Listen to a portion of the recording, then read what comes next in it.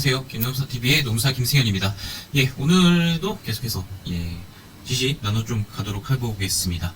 징계위원회가 뭐하는 데인가?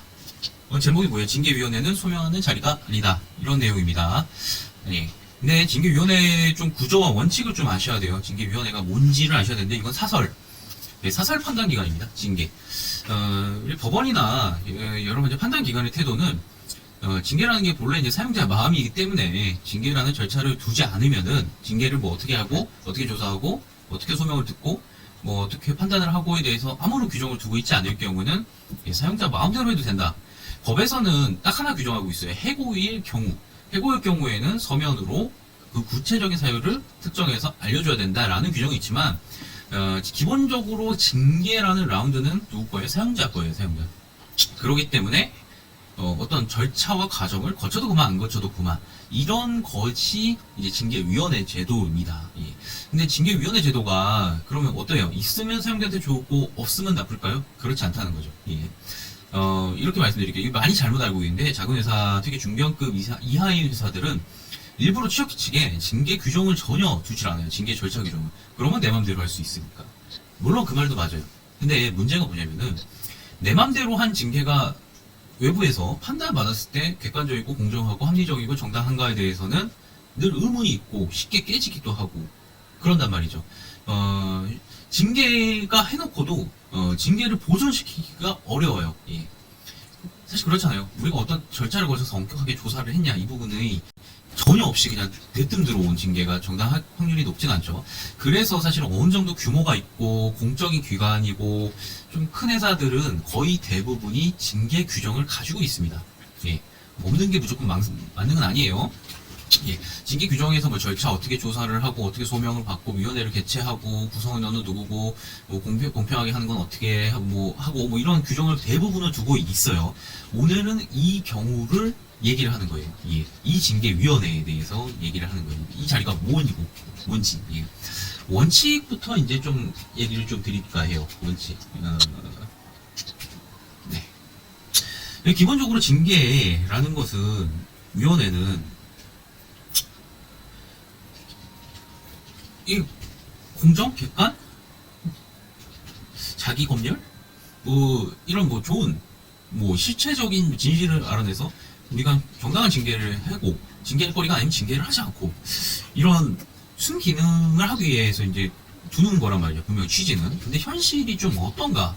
이게 문제가 뭐냐면은 이런 징계위원회 절차를 거쳐오면은 정말 형식적으로 거치지 않고 실질적으로 거쳐오면 실질적 심사, 형식적 심사 이걸 거쳐오면은 사실상 징계의 객관화 작업이 어느 정도 이루어져요. 예.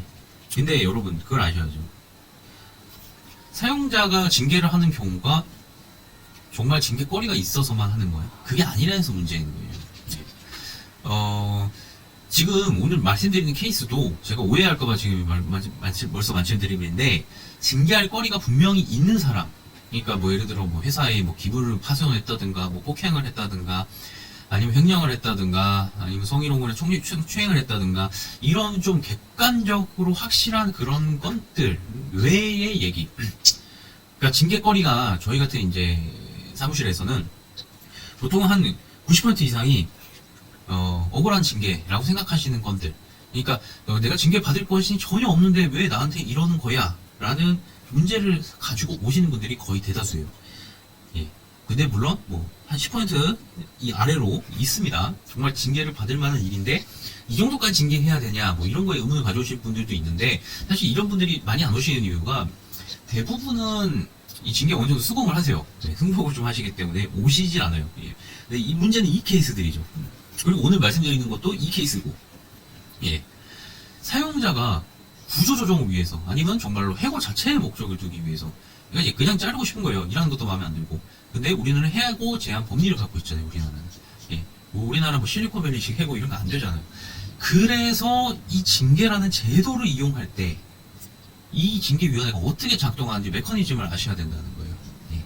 일단은 이런 제도를 두고 있는 것이 객관화, 공정화, 징계의 정당성 확보하기 위한 어떤 형식적 껍데기로 사용되어지는 것이 사실은 요 케이스 때 그러니까 징계를 정말 가해서 다른 목적을 두고 있을 때, 정말 직장 질서 위반 행위에 대한 제재가 아니라, 예, 정말 얘가 마음에 안 들어서 날려버리고 싶을 때는, 예, 보통은 이 외관을 이용을 해요. 그러니까 우리는 이런 형식적 절차를 1단계, 2단계, 3단계를 거쳤으니까 징계는 문제가 없다라는 명분 쌓기 용어로 많이 쓰이고, 예.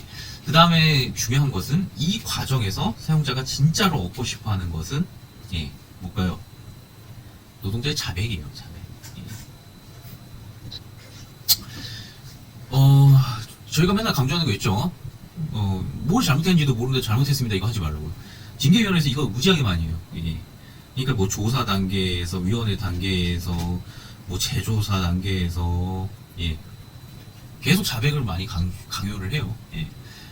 뭐 심지어는 뭐 내가 뭘 잘못했는지도 이제 모르는 데에서 뭐 그거 잘못한 거 맞잖아요. 진짜 이런 자백도 많고요. 저희 뭐 케이스는 정말 많지만 대표적으로 물어보면은 예를 들어 노동자가 도대체 이게 난 어떤 상황인지도 모르는데 상황을 좀 가르쳐줘야 되느냐 아니야 그러면 다 똑같아요. 징계위원회 거의 말이 똑같습니다. 본 사람이 다 있어, 목격자가 있어, 자백해. 예. 거의 뭐 묻지마 재판, 원님 재판 이런 거 정말 많이 합니다. 이게 이럴 수밖에 없는 게 목적 자체가 불순해서 그런 것도 있고 이제 형식적인 절차를 지켜야 되니까 이 과정만 넘어가려 그래서인 거일 수도 있고, 예. 그러다 보니까 정말 딱히 너가 뭘 잘못했냐를 찍어서 물어볼 수가 없어서 그런 경우도 굉장히 많고요. 그 다음에 이거를 진행하는 사람들이 비전문가, 예. 회사 구성원들이 하는 경우가 대부분 많고, 전문가의 자문을 받는다 하더라도 문제가 뭐냐면 이 전문가가 회사가 고용한 사람이에요. 회사가. 예. 이 사람들은 공익을 위한 사람들이 아니에요. 검사 같은 사람들이 아니에요. 검사, 경찰 이런 사람들이 아니에요. 예. 이 사람들은 전문가라는 사람들이 이제 뭐 저를 포함해서 노무사, 변호사 이런 사람들은 기본적으로 의뢰를 받으면은 의뢰 받은 거대로 해주고 컨설팅을 해주는 사람들이기 때문에 이 형식적 외관을 만들어내는 작업을 하지 어떤 실체적 진실을 밝혀내서 객관화해서 뭐 공정성을 가른다 이거 별로 관심이 없단 말이에요. 현실이에요, 이거 현실. 예. 아무튼 회사가 원하는 건 이거다. 그럼 여러분들이 이제 뭐를 중점으로 두고 해야 되느냐? 여러분들은 예. 뭘까요? 예, 정말 중요한 겁니다.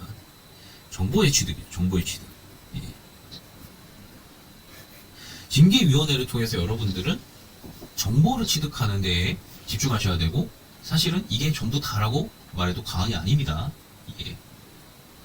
그러면 이제 정보의 취득이란 개념과 우리가 자백이라는 개념 이 서로의 대립을 하자니 이거 힘싸움을 하셔야 된다는 얘기예요. 굉장한 힘싸움을 하셔야 돼요. 여기서.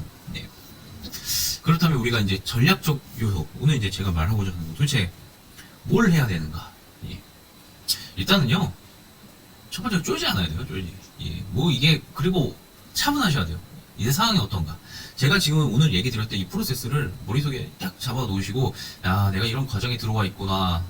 나는 억울하지만 억울하다고 해봐야 소용이 없구나라는 거를 머릿속에 딱 기억을 하시고 되뇌이셔야 돼요. 그리고 이 구도라는 걸 예, 기억하셔야죠. 얘네들은 나한테 자백을 받아내려 하는구나. 예. 나는 그럼 뭘 해야 되나? 나는 쟤들한테 정보를 취득하려고 하는구나. 예, 이 구도를 아셔야죠. 이유는 외부로 기관에서 판단을 받았을 때 누가 이기냐의 문제예요. 외부 기관에서. 이게 법원일 수도 있고, 예, 뭐 노동위원회일 수도 있고, 뭐 형사기관일 수도 있고, 뭐 외부 기관일 수도 있는데, 여기 가서 불이익받지 않고 누가 승패를 가리느냐의 문제이기 때문에, 예, 반드시 요 싸움에서 쫄지 않고 이 마인드를 갖고 진행을 하셔야 됩니다. 자, 그래서 첫 번째, 억울함 호소하는 자리 아니다. 이거 소용없어요. 예. 정확히 말하면 듣기 위한 자리예요. 뭘 얘기하는지 그냥 들으러 가는 거예요. 예. 그리고 두 번째, 예. 최대한 조사 과정과 징계위원회 과정에서 내가 알 수 있는 데까지 질문을 계속 하셔야 돼요.